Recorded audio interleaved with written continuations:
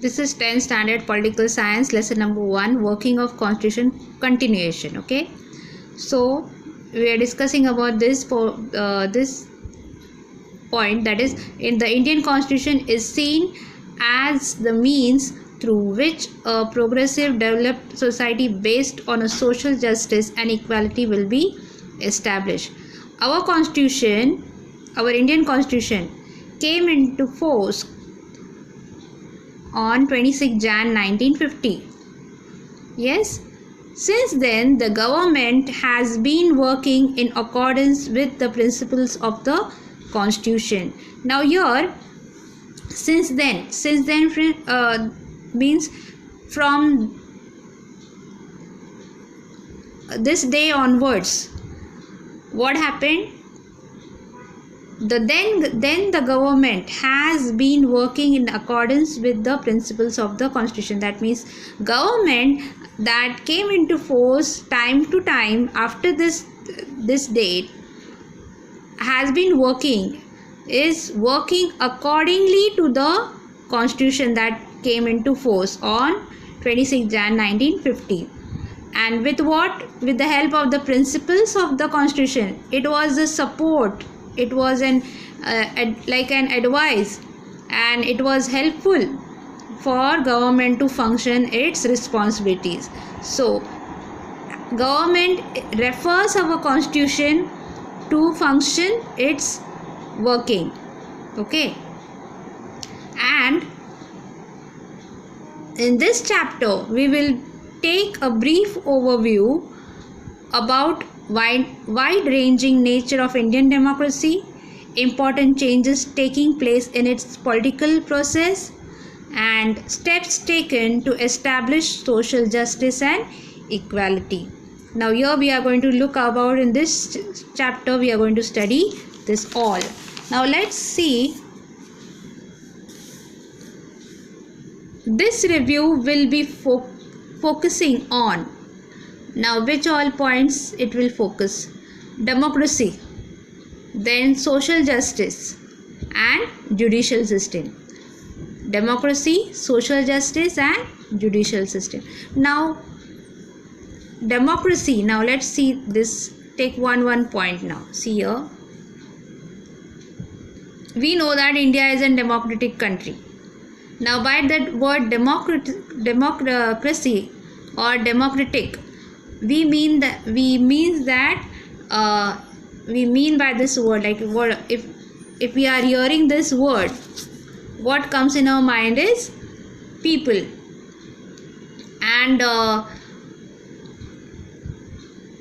it gives importance to the citizen. So democratic nation, if I want to sum it up in one sentence, that means by the people, of the people, for the people. Okay, so this democracy is a very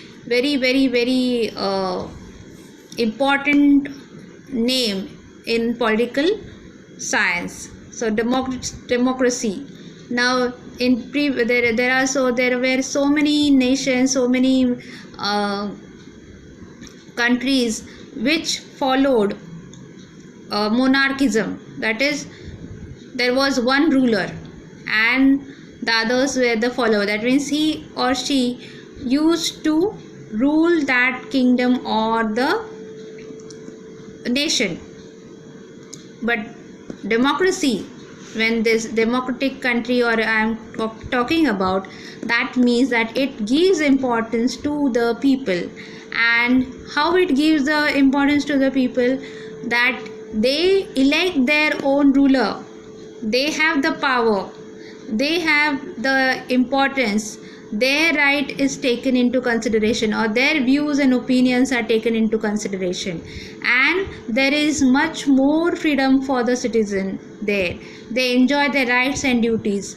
Okay, so that all comes in democracy. So we in India is a democratic nation, and that's why we are having a hierarchical form of government. We are having the topmost authority, as well as the other one, they are below it, and all of them, they functions very well. And we know that we have parliament. So president is there, then two houses are there, Lok Sabha and Rajya Sabha. In that prime minister is there, council of ministers are there, then there are member of parliament there.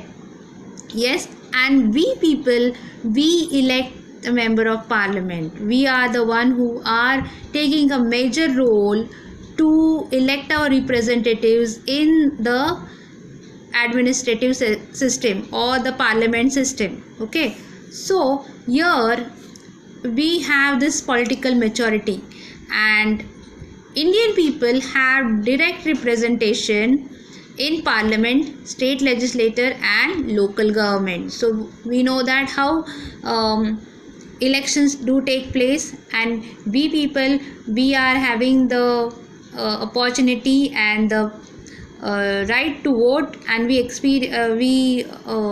enjoy that right.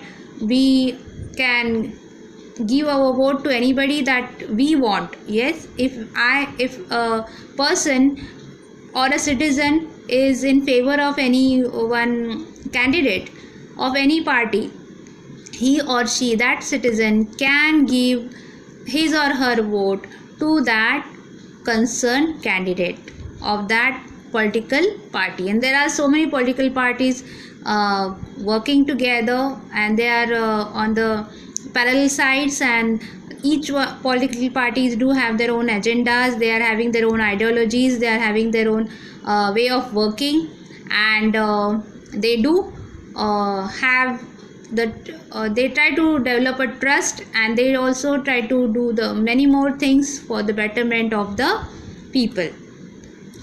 So a person, the candidate who has done more and more social work, or who has got a trust in the minds of the citizen, he or she gets a maximum or the majority vote in the elections. And so we have this all direct representation. So we Indian people, so we are having the greatest opportunity as well as the greatest right to have equal status in our political system. So next, it is important indicator, it is of successful democracy is what? Holding free and fair elections.